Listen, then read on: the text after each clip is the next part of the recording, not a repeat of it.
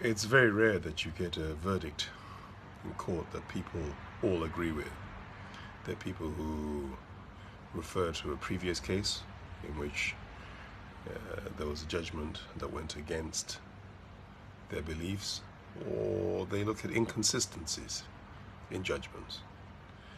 The fact of the matter, though, is that we have a system in place, however imperfect it is, and I have been one to feel a little bit upset with some of the verdicts that have come out of our own court system, even at the highest courts, the Supreme Court. But the fact of the matter is that that is what it is that we have. In much the same way as we have the seat of the presidency, of which I've been critical over the last 15 years of various aspects. But having said that, there has got to be a need to respect the seat of the presidency.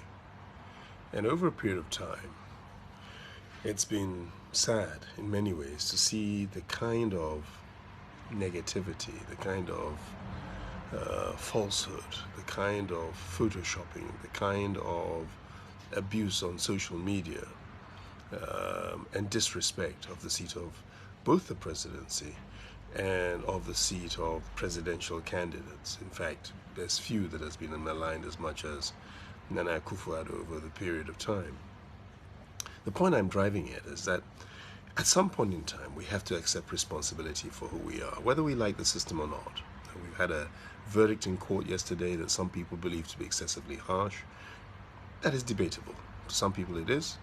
To others, maybe it's not even harsh enough. So, but for one thing is for sure is that many people who trend social media and people who are political commentators have done very little to regulate themselves, very little to understand the limits on which they can go and the power with which they have to incite people.